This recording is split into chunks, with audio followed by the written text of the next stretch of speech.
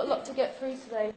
Okay, so carrying on from our lesson last week, we were looking at the key divisions in the early stages of the civil rights movement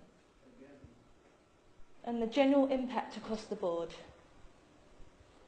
Sam, come on. Sit up straight. Right, stop slouching. This is the perfect opportunity for you to engage, so make the most of it. But we learn the same stuff every year for Black History Month. Every single October we learn the same things, either apartheid, slavery, or the civil rights.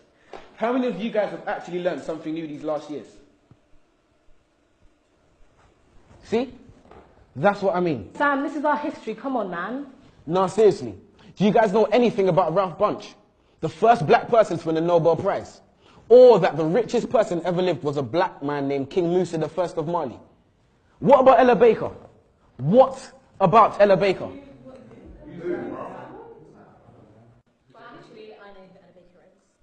One of the most influential women of the civil rights movement.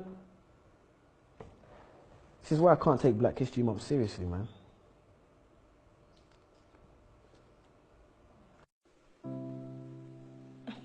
But Samuel, the curriculum is designed to help you think about Black history critically. Actually, miss, it's designed to teach us what to think, not how to think. For example, when that light switched, you taught us it was Thomas Edison who made that happen, when ironically it was actually a darker man who made that light flick, Lewis Latimer to be precise. Quite nice when you're talking about Mr. Hamilton and his racing car, but red light stop. We're always taught that Martin Luther King had a dream, man. But those dreams can't be achieved because our brains are in chains, our minds are enslaved, so we won't get our redemption. Morgan, free man. Will we ever be free, man? And leave this state of imprisonment? And take that walk of free, damn it, green man from a traffic light invented by the same man who made gas masks to protect our organs. Another free man named Garrett Morgan. But I bet you never knew that. We need to open our minds. But how can we be taught to see if the blind lead the blind? The first person to develop significant eye surgery was a black woman named Dr. Patricia E. Bath.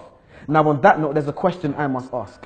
If this is a great opportunity to learn and be engaged about our past, why are we not actually being taught about our past? Transatlantic slavery, where we're taught Black history starts, but is it really? There seems to be a lot you haven't told us. And you shut down and hold back on the bold ones who stand against the way you're trying to mold us. Consistent enemies of progress.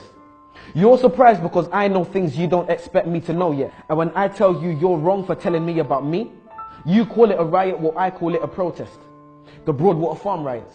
The media exacerbate and make it seem like it's a bunch of delinquent youths on the streets, when really the first cause and trigger was death at the hands of the police. We cease to know information and the truth. And that's simply because you withhold information from the youth. Maybe one day we'll be satisfied with how our knowledge of history equates. Well, I'm sure like me, you're waiting for the teacher to fill in that space. So do so then. No answer. Well, maybe I can help and just throw out there some names. Mary Seacole, a Crimean war nurse. Mary Prince, a black female author. To be precise, she was the first. Bernie Grant, influential local activist and respected MP. Trevor McDonald, one of the first black ITN journalists to hit the TV screen. Jamal Edwards and SBTV. And when Fuse ODG brought the Yazonto dance to the UK, and my foot swayed to the left and to the right like the wipers of a car's windscreen, and DJ Abrante brought Afro beats to the streets. See, it's funny when we think of our childhood memories. A man who was actually funny, Lenny Henry. Many others, and the list continues. Marcus Garvey, Haile Selassie, Bob Marley, Ignatius Sancho, Tupac, Fela Kuti, Muhammad Ali, Maya Angelou, R.I.P., Kwame Nkrumah, the first Ghanaian president who retained independence from England, the Windrush ship which brought Caribbeans to Britain. So much to learn in just 1 month. A tip of the iceberg, a tiny grace. And what was the first black Roman emperor's name? Years passed and we're still caught up in the same civil rights age, which isn't bad if you learn something new, but we don't. And we're not being taught enough about our culture, so there's no one else to blame but you. And if not you, then who? Questions, questions, questions.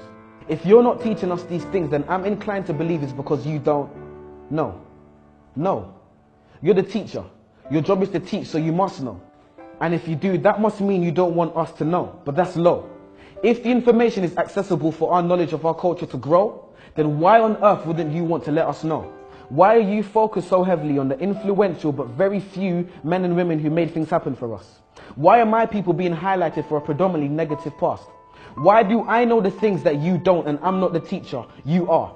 Why are you focused on our negative past but not on our bright future? Why are you not abreast with the great young things that people are doing in this world? Why are young people's trademarks and stereotypes gang culture and young pregnant girls? Why are the young people not being given the time of day? And his name of Septimus Severus, by the way. I'm sure as a student, the code of conduct has been breached. So I'll stop here and let you do your job. So teach.